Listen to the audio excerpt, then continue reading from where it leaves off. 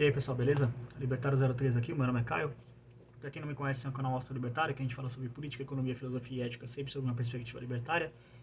No vídeo de hoje eu quero falar sobre uma lei chamada Lei Ferrari. Eu tomei conhecimento dela ontem, por causa de um vídeo que meu pai tava vendo, e um cara tava batendo nessa lei, falando algumas coisas. Eu falei, tá, dá pra tirar alguns pontos interessantes sobre ela. E aí eu dei uma estudada na lei e decidi trazer ela aqui pro canal. Mas antes de entrar no assunto do vídeo, explicar o que ela é, para que ela serve e como que ela atrapalha a sua vida, peço para que você curta, comenta, compartilha, se inscreve, checa os links na descrição que tem as redes sociais do canal, o Telegram, o Getter e a página do Instagram. Tem também aqui o link da minha carteira de Bitcoin, caso você queira apoiar. Checa o sininho das notificações para ver se você está notificado. Se o YouTube mesmo assim não te entregar os vídeos, é para isso que tem as redes sociais do canal na descrição, que aí você vai ser notificado com certeza.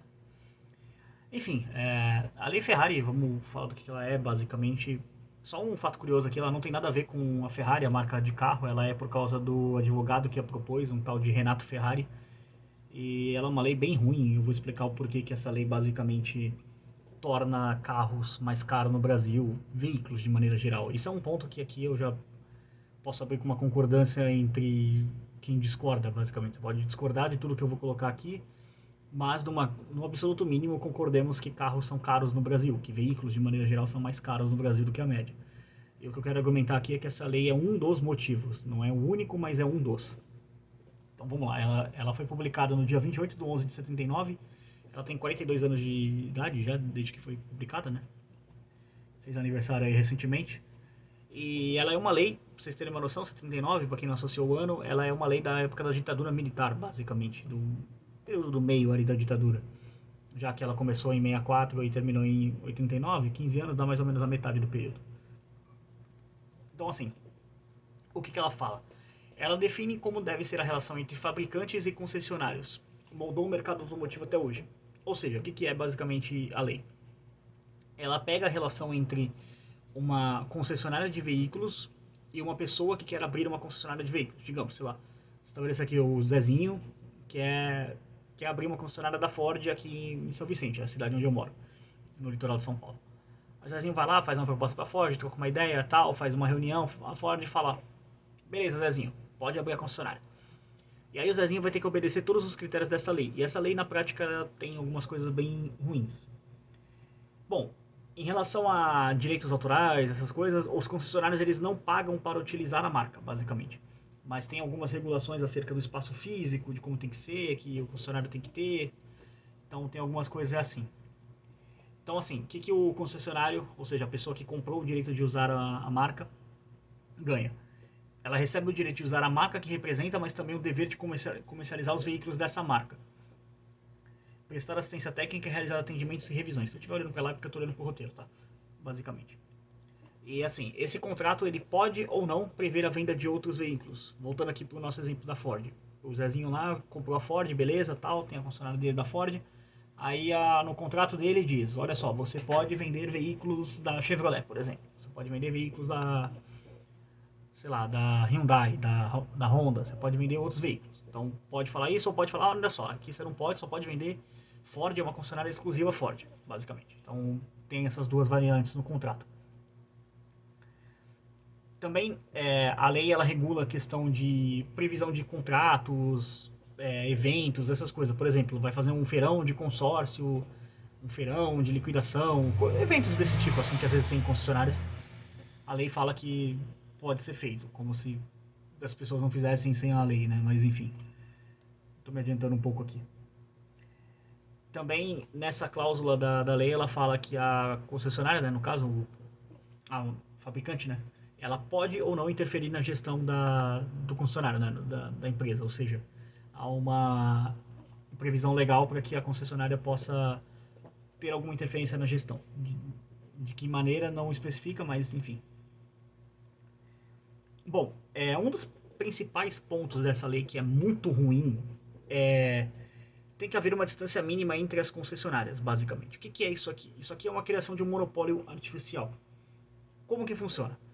Vamos trazer um exemplo aqui. Digamos que o Zezinho lá, nosso amigo hipotético aqui, ele estabeleceu uma concessionária da Ford na ilha de São Vicente. Por que eu estou falando da ilha de São Vicente usando a cidade como exemplo?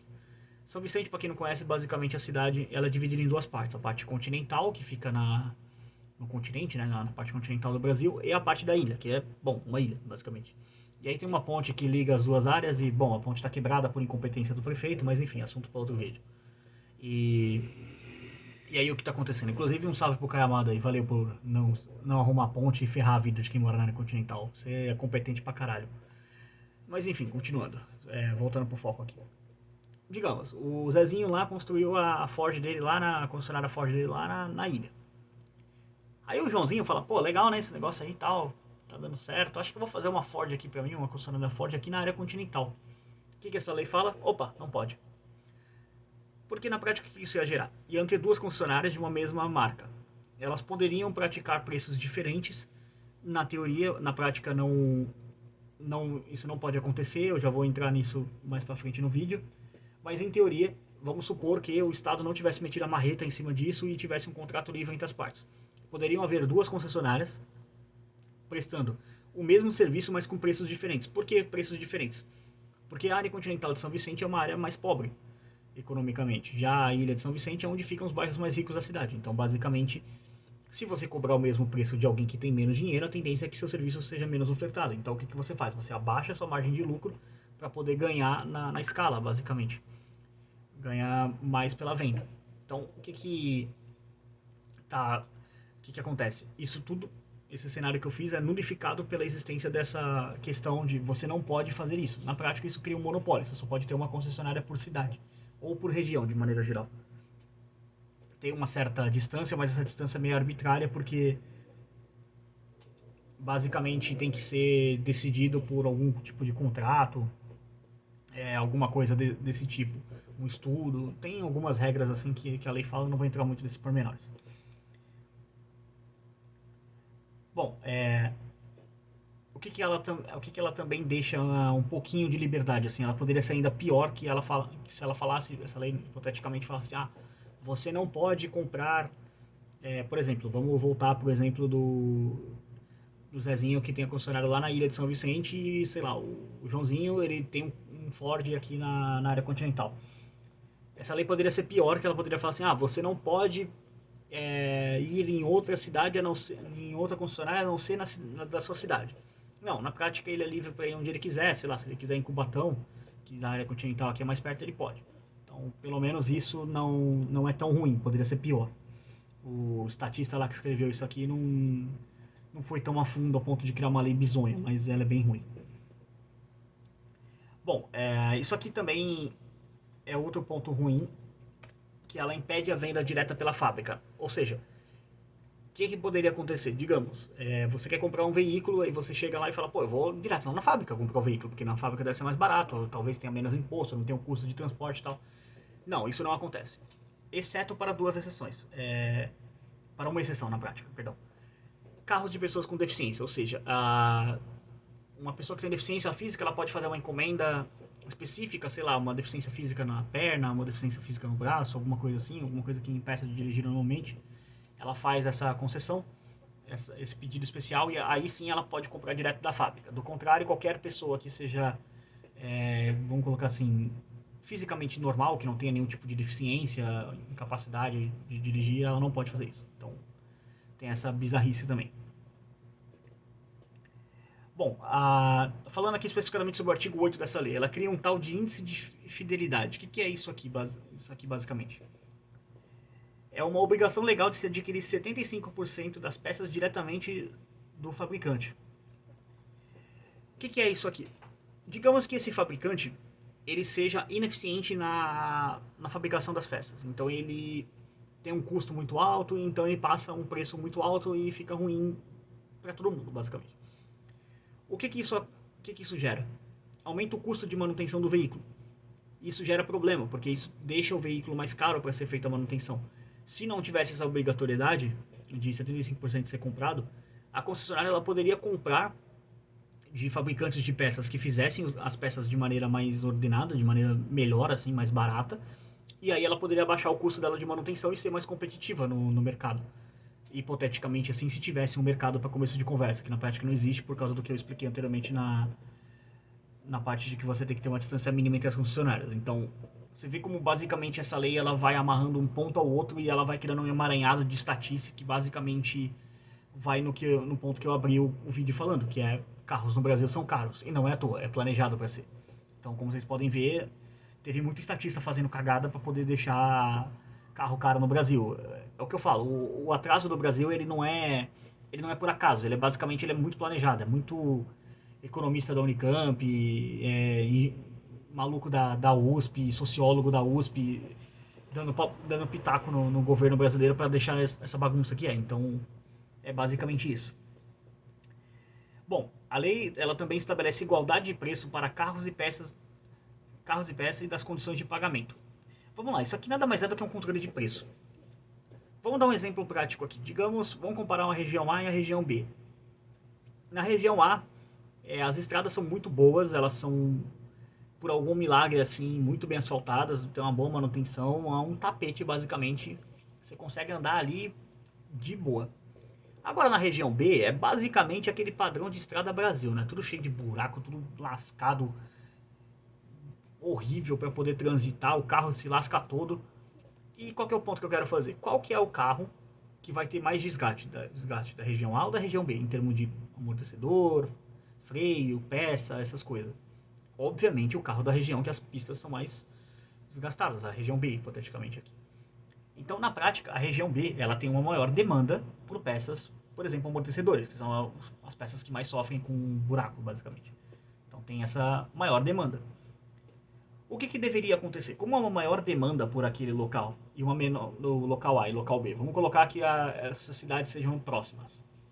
Há uma maior demanda no local B por peças do que no local A, a tendência, pela lei de oferta e demanda, é que as peças vão para o local onde elas são mais demandadas, os produtos vão para os locais onde são mais demandados, e isso leva a um aumento de preços. Então, evidentemente, o preço teria que ficar mais caro. A questão é, ele é impedido de subir o preço porque há esse controle na prática. Você não pode cobrar mais do que X que o governo estabeleceu. Por quê? Porque tem que ter uma igualdade, porque você está tratando duas regiões em que há desgaste de peças diferentes como se fosse exatamente igual. O que na prática não é, porque cada região tem a sua peculiaridade. Como que o livre mercado poderia resolver isso? Se na prática não houvesse essa lei impedindo os preços de subirem, haveria um momento em que os preços subiriam, isso é inegável, só que, ao mesmo tempo que o preço subiria, a curva de produção seria deslocada para poder produzir peças para aquela região. Ou seja, basicamente se produziria mais amortecedor e mandaria para a área B, a área esburacada, do exemplo que eu dei, e menos para a área A, porque a área A não há tanta necessidade de amortecedores devido a ser melhor a condição de dirigibilidade das pistas da região. Então o que ia acontecer? Você manda menos para A, você produz mais, manda mais para B.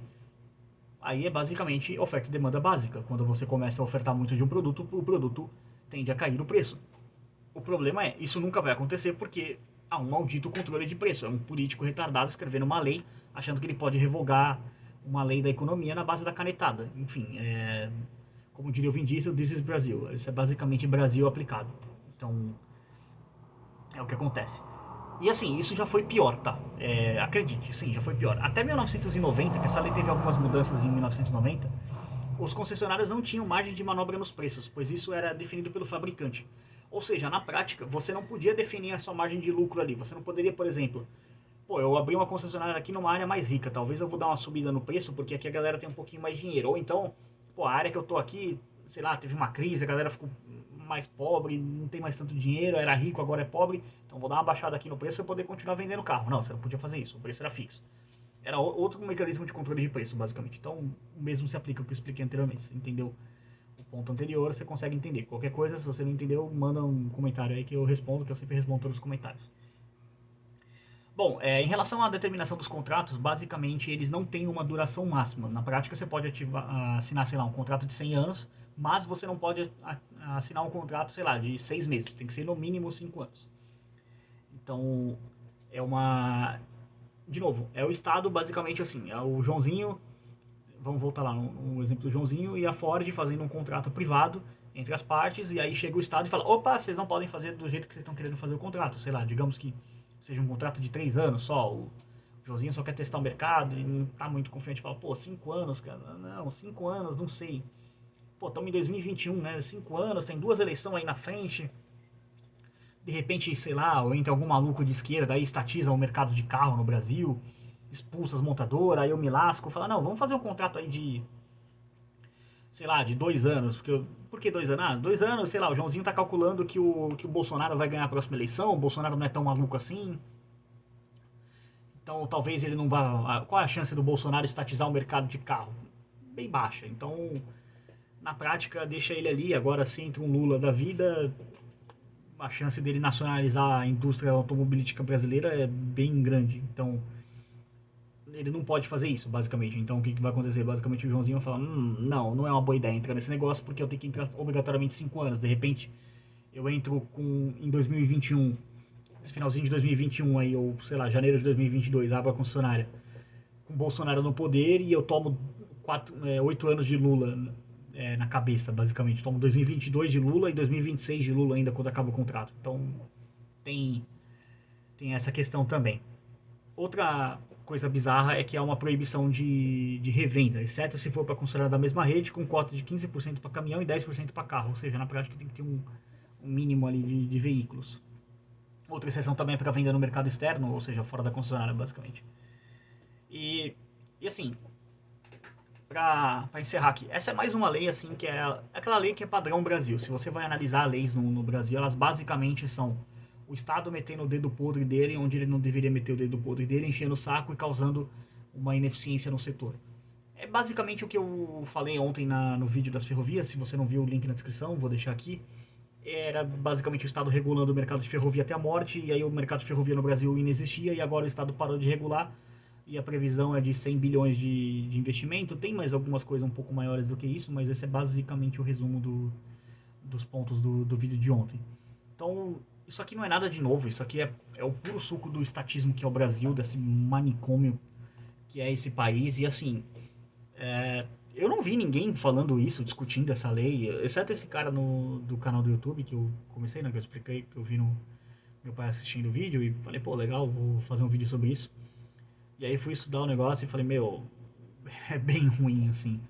Então, não é à toa que veículo no Brasil é tão caro. E assim, você não precisa concordar que imposto é roubo, que está dando uma quadrilha, você não precisa de concordar com nada disso. No absoluto mínimo, você vai concordar que carro é caro no Brasil. E os motivos é basicamente esse vídeo, que é um dos motivos, tem outros motivos, evidentemente, mas esse aqui certamente ajuda. O que poderia se aproveitar dessa lei? Cara, sinceramente, nada. Por mim, assim, revogava essa lei inteira, porque quem tem que fazer a regra entre concessionário e fabricante não é o Estado, é o próprio concessionário mesmo. O concessionário é fabricante, faz um contrato ali entre as partes, qualquer coisa, contrata uma empresa de arbitragem privada para estabelecer disputas, resolução de disputas, já abre um mercado para a justiça privada. Tem várias formas de fazer isso aqui sem o Estado ficar metendo o dedo podre dele no meio de um contrato privado entre as partes. Mas enfim, esse é um assunto que não tinha pego praticamente mídia nenhuma. Espero que tenha sido educativo para vocês aí. Manda esses vídeos aí para explicar, se alguém estiver reclamando de preço de carro.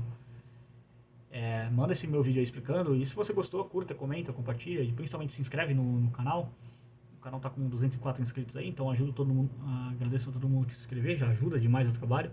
E caso você realmente tenha curtido, link aqui na descrição da minha carteira de criptomoeda, caso você queira apoiar. Mas enfim, sem mais enrolações, não vou segurar mais vocês aqui. Por esse vídeo é isso. Tchau, tchau.